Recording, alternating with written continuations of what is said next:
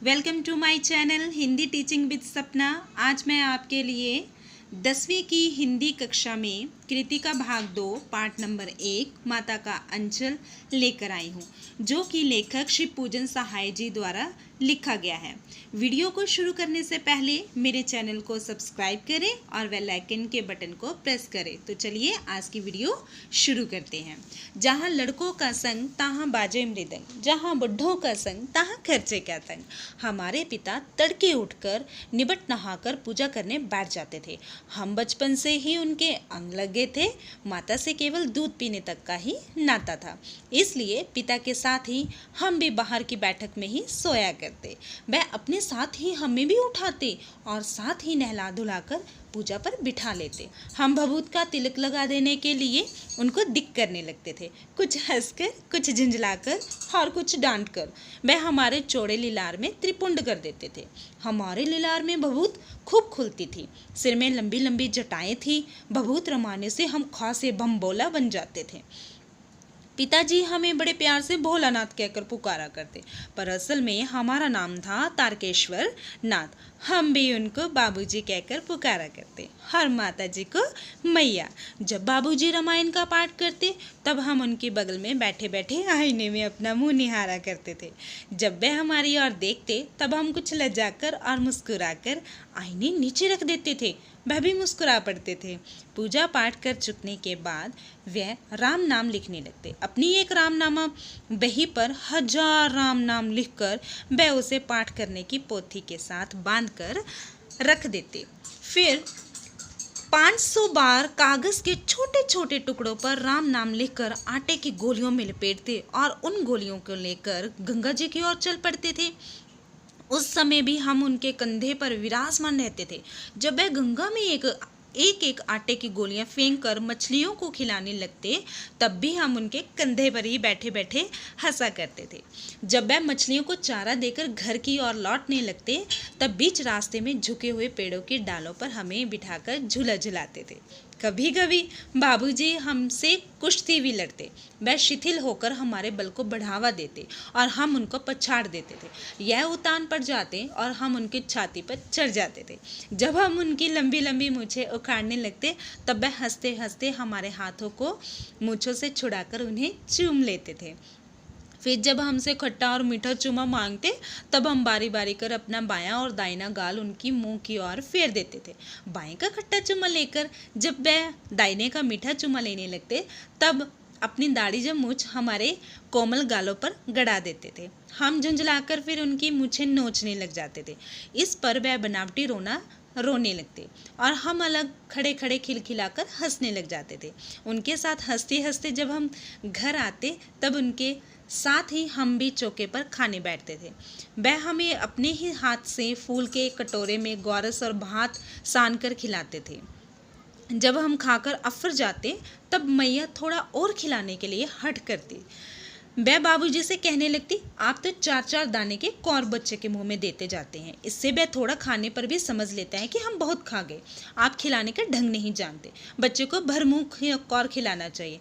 जब खाएगा बड़े बड़े कौर तब पाएगा दुनिया में ठोर। देखिए मैं खिलाती मर्दों के जाने कि बच्चों को कैसे खिलाना चाहिए और महतारे के हाथ से खाने पर बच्चों का पेट भी भरता है। ये क्या वह थाली में दही बास शांति और अलग अलग तोता, मैना, कबूतर, हंस, मोर आदि के बनावटी नाम से कौर बनाकर ये कहते हुए खिलाती जाती कि जल्दी खा लो नहीं तो उड़ जाएंगे। पर हम उन्हें इतनी जल्दी उड़ा जाते थे कि उड़ने का मौका ही नहीं मिलता था। जब हम सब बनावटी चिड़ियों को चट कर जाते थे तब बाबूजी कहने लगते, अच्छा अब तुम राजा हो जाओ, जाओ खेलो। बस हम उठकर उछलने कूदने लगते थे। फिर रस्सी में बंधा हुआ एक काठ का घोड़ा लेकर नंग धड़ंग बाहर गली में निकल जाते थे। जब कभी मैया हमें अचानक पकड़ पाती तब हमारे लाख छटपटाने पर भी एक चुल्लू कड़वा तेल हमारे सिर पर डाल ही देती थी। हम रोने लगते और बाबूजी उस पर बिगड़ खड़े होते, पर वह हमारे सिर में तेल बोत कर हमें उबट कर ही छोड़ती थी। फिर हमारी नाभि और लीलार में काजल की बिंदी लगाकर चोटी गूंथती और उसमें फूलदार लट्टू बांधकर रंगीन कुर्ता टोपी पहना देती थी। हम खासे कन्हैया बनकर बाबूजी की गोद में सिसकते सिसकते बाहर आते थे। बाहर आते ही हमारी बाट जोहने वाला बालकों का एक झुंड मिल जाता था। हम उन्हें खेल के साथियों को देखते ही सिसकना भूलकर बाबूजी की गोद से उतर पड़ते और अपने हमजोलियों के दल में मिलकर तमाशे करने लग जाते थे। तमाशे भी ऐसे वैसे नहीं, तरह तरह के नाटक। चबूतरे का एक कोना ही नाटक घर बनता था। बाबूजी जिस छोटी चौकी पर बैठकर नहाते थे वही रंगमंच बनती। उसी पर सरकंडे के खंभों पर कागज का चंदुआ तानकर मिठाइयों की दुकान लगाई जाती। उसमें चिलम के खोंचे पर कपड़ों के थालों में ढेले के लड्डू, पत्तों की पूरी कचौरियाँ, गिली मिट्टी की जलेबियाँ, फूटे घड़े के टुकड़ों के पताशे आदि मिठाइयाँ सजाई जाती। ठीकरों के भटकरे और जस्ते के छोटे छोटे टुकड़ों के पैसे बनते। हम ही लोग खरीदार और हम ही लोग दुकानदार। बाबूजी भी 2-4 गोरखपुरी जैसे पैसे खरीद लेते थे। थोड़ी देर में मिठाई की दुकान बढ़ाकर हम लोग घरौंदा बनाते थे। धूल की मेड़ दीवार बनती और तिनकों का छप्पर, दातुन के खंभों, दिया सिलाई की पेटियां के किबाड़, घड़े के मोहड़ों की चुल्ला, चक्की, दिए की कड़ाही और बाबूजी की पूजा वाली आचमानी कलशी बनती थी। पानी के घी, धूल के पिसान और भालू की चीनी से हम लोग जियोनार तैयार करते थे। हम ही लोग जियोनार करते और हम ही लोगों की जियोनार बैठती थी। जब पंगत बैठ जाती थी तब बाबूजी भी धीरे से आकर पांत के अंत में जिमने के लिए बैठ जाते थे। उनको बैठते देखते ही हम लोग हंसकर और घरौंदा बिगाड़कर भाग चलते थे। वह भी हंसते हंसते लोटपोट हो जाते और कहने लगते, फिर कब भोज होगा भोलानाथ। कभी कभी हम लोग बारात का भी जुलूस निकालते थे। कनस्तर का तंबूरा बजता, अमोलों को घिसकर, अमोलों अर्थात आम का उगता हुआ पौधा बेटा यहाँ पर, को घिसकर शहनाई बजाई जाती। टूटी चूहेदानी की पालकी बनती। हम समधी बनकर बकरे पर चढ़ जाते और चबूतरे के एक कोने से चलकर बारात दूसरे कोने में जाकर दरवाजे लगती थी। वहाँ कांठ की पटरियों से घिरे, गोबर से लिपे, आम और केले की टहनियों से सजाए हुए छोटे आंगन में कुल्हे का कलसा रखा रहता था। वहीं पहुंचकर बारात फिर लौट आती थी। लौटने के समय खटोली पर लाल आहोर डालकर उसमें दुल्हन को चढ़ा लिया जाता था। लौट आने पर बाबूजी यूं ही ओहार उगार कर दुल्हन का मुख निरखने लगते, त्यों ही हम लोग हंसकर भाग जाते। थोड़ी देर बाद फिर लड़कों की मंडली जुट जाती थी। इकट्ठा होते ही राय जमती कि खेती की जाए। बस चबूतरे के छोर पर घिरनी गड़ जाती और उसके नीचे की गली कुआं बन जाती थी। मूंज की बटी हुई पतली रस्सी में एक चुकड़ बांध गराड़ी पर चढ़ाकर लटका दिया जाता और 2 लड़के बैल बनकर मोट खींचने लग जाते। चबूतरा खेत बनता। कंकड़, बीज और ठेंगा हल जुआठा। बड़ी मेहनत से खेत जोते बोए और पटाए जाते। फसल तैयार होते देर न लगती और हम हाथों हाथ फसल काट लेते थे। काटते समय गाते थे, ऊंच नीच में बेई की यारी, जो उपजे सो भई हमारी।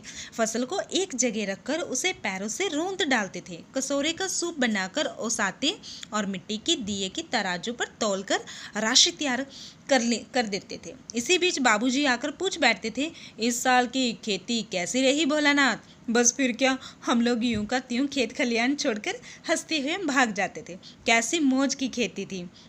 ऐसे ऐसे नाटक हम लोग बराबर खेला करते थे। बटोही भी कुछ देर ठिठक कर हम लोगों के तमाशे देख लेते थे। जब कभी हम लोग ददरी के मेले में जाने वाले आदमियों का झुंड देख पाते थे तब कूद कूद कर चलाने लगते थे, चलो भाइयों, ददरी सातु पिसान की मोटरें। अगर किसी दूल्हे के आगे आगे जाती हुई औहारदार पालकी देख पाते तब खूब जोर से चिल्लाने लगते थे, रहरी में रहरी, पुरान रहरी, डोला के कन्हैया हमार मेहरी। इसी पर एक बार बुढ़े पर बर ने हम लोगों को बड़ी दूर तक खदेड़ कर ढेलों से मारा था। उस खसूट खबीस की सूरत आज तक हमें याद है। न जाने किस ससुर ने वैसा जमाई ढूंढ निकाला था। वैसा घोड़ मुँहा आदमी हमने कभी नहीं देखा। आम की फसल में कभी कभी खूब आंधी आती है। आंधी के कुछ दूर निकल जाने पर हम लोग बाग की ओर दौड़ पड़ते थे। वहाँ चुन चुन कर घुले घुले गोपी आम चापते थे। एक दिन की बात है, आंधी आई और पट पड़ गई। आकाश काले बादलों से ढक गया, मेघ गरजने लगा, बिजली कौंधने और ठंडी हवा सनसनाने लगी, पेड़ झूमने और जमीन चूमने लगे। हम लोग चिल्ला उठे, एक पैसा की लाई बाजार में शितराई, बरखा उधरे विलाई। लेकिन बरखा न रुकी और भी मूसलाधार पानी होने लगा। हम लोग पेड़ों की जड़ से धड़ से सट गए, जैसे कुत्ते के कान में अठई चिपक जाती है, मगर बरखा जमी नहीं, थम गई। बरखा बंद होते ही बाग में बहुत से बिच्छू नजर आए। हम लोग डरकर भाग चले। हम लोगों में बैजू बड़ा ढीठ था। संयोग की बात भी बीच में मासूम तिवारी मिल गए। बेचारे बूढ़े आदमी को सोचता कम था। बैजू उनको चिढ़ाकर बोला, बुढ़वा बेईमानी मांगे करेला का चोखा। हम लोगों ने भी बैजू के सुर में सुर मिलाकर यही चिल्लाना शुरू किया। मासूम तिवारी ने बेतहाशा खदेड़ा। हम लोगों तो बस अपने अपने घर की ओर आंधी हो चले। जब हम लोग ना मिल सके तब तिवारी जी सीधे पाठशाला में चले गए। वहां से हमको और बैजू को पकड़ लाने के लिए 4 लड़के गिरफ्तारी वारंट लेकर छूटे। इधर यूं ही हम लोग घर पहुंचे, त्यों ही गुरुजी के सिपाही हम लोगों पर टूट पड़े। बैजू तो 9-2-11 हो गए, तो हम पकड़े गए। फिर तो गुरुजी ने हमारी खूब खबर ली।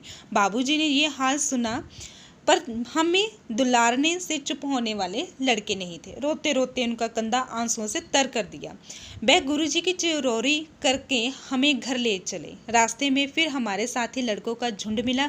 वे जोर से नाचते और गाते थे, माई पकाई गर्र गर्र पौआ, हम खाएब पौआ न खलेव जुआ। फिर क्या था, हमारा रोना धोना भूल गया। हम हट करके बाबूजी की गोद से उतर पड़े और लड़कों की मंडली में मिलकर लगे वही तान सुर लापने। तब तक सब लड़के सामने वाले मकई के खेत में दौड़ पड़े। उसमें चिड़ियों का झुंड चल रहा था। वे दौड़ दौड़ कर उन्हें पकड़ने लगे, पर एक भी हाथ ना आई। हम खेत से अलग ही खड़े होकर गा रहे थे, राम जी की चरई, राम जी का खेत, खा लो चरई भर भर पेट। हमसे कुछ दूर बाबूजी और हमारे गांव के कई आदमी खड़े होकर तमाशा देख रहे थे और यही कहकर हंसते थे कि चिड़ियों की जान जाए, लड़कों का खिलौना। सचमुच लड़कों और बंदर पराई पीर नहीं समझते। एक टीले पर जाकर हम लोग चूहों के बिल में पानी उलीचने लगे। नीचे से ऊपर पानी फेंकना था। हम सब थक गए। तब तक गणेश जी के चूहे की रक्षा के लिए शिव का सांप निकल आता।